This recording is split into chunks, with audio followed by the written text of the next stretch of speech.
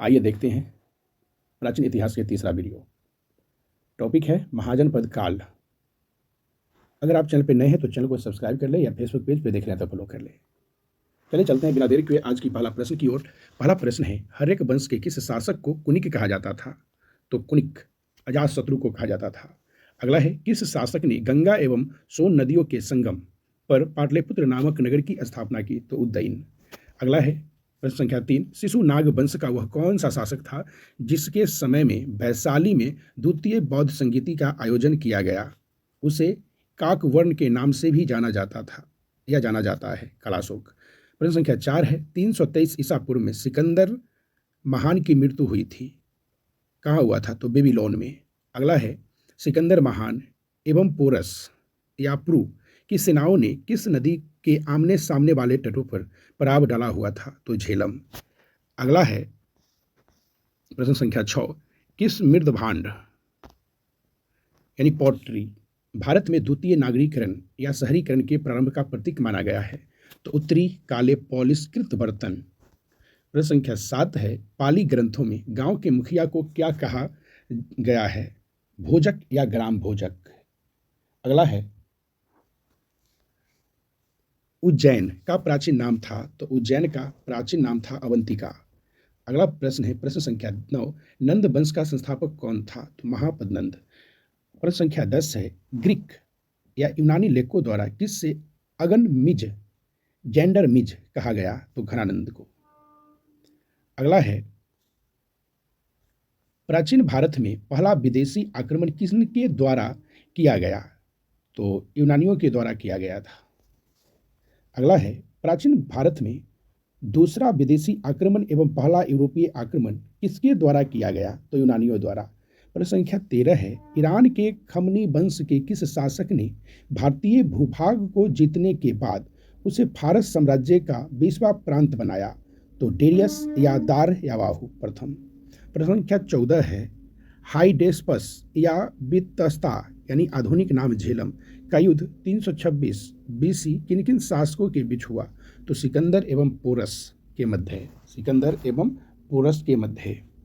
अगला है, सिकंदर ने भारत पर कब आक्रमण किया? तो 326 ईसा पूर्व में।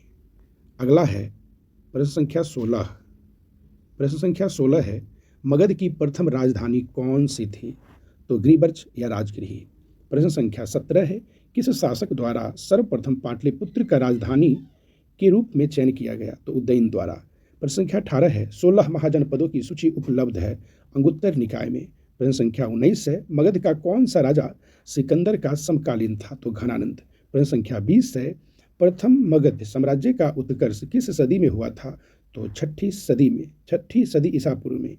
प्रश्न संख्या 21 है, अभिलेखीय साक्ष्य से प्रकट होता है कि नंद राजा के आदेश से एक नहर खोदी गई थी, तो वह जगह था कलिंग में। प्रश्न संख्या 22 है, पहला ईरानी शासक जिसने भारत के कुछ भाग को अपने अधीन किया था? तो वो था डेरियस। प्रश्न संख्या 23 है, मगध के राजा अजातशत्रु का किस गणराज्य के साथ युद्ध रहा?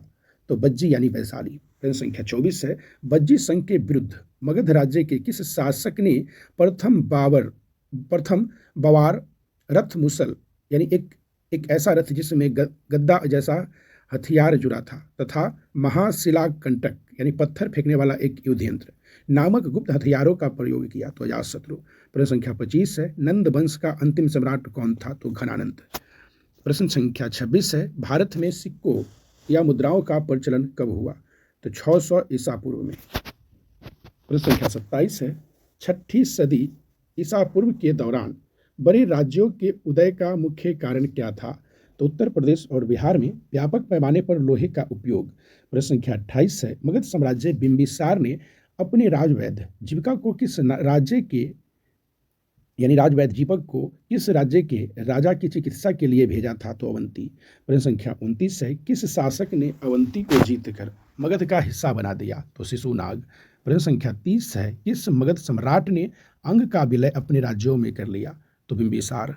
प्रश्न संख्या 31 है, शिशुनाग ने किस राज्य का विलय मगध साम्राज्य में नहीं किया? तो वो था काशी। प्रश्न संख्या 32 है, काशी और लिच्छवी का विलय मगध साम्राज्य में किसने किया? तो अजातशत्रु। प्रश्न संख्या 33 है, सिकंदर के आक्रमण के समय उत्तर भारत पर राजवंशों ने किस एक का शासन था? तो नंद का। प्रश्न संख्या 34 है, कौन सा एक ईसा पूर्व 6ठी सदी में प्रारंभ में भारत का सर्वाधिक गई थी शक्तिशाली नगर राज्य था? तो मगध। प्रश्न संख्या 33 है, डैश सिकंदर डैश एक सिकंदर के आक्रमण का प्रभाव नहीं था, उसने भारत को यूनान का रियासत बनाया। प्रश्न संख्या 36 है, डैश राज्य में गणतंत्रात्मक शासन व्यवस्था नहीं थी? तो वो है मगध। प्रश्न संख्या 37 है, किससे सेनिया यानी नियमित और अस्थायी सेना रखने वाला कहा जाता था? तो बिंबिसार को। किसे उग्रसेन यानी भयानक सेना का स्वामी कहा जाता था? तो महाबंदन को। प्रश्न संख्या 39 है, डेरियस दार्यावाहु प्रथम ने 516 BC में सिंधु के तटवर्ती भूभाग को जीतकर उसे ईरान का 20वां क्षत्रपी यानी प्रांत बनाया। उसने कितना राजस्व प्राप्त होता था? तो 360 टैलेंट। प्रश्न संख्या 40 है, महाजनपद काल में श्रेणियों के संचालन को कहा जाता था? तो श्रेष्ठहीन।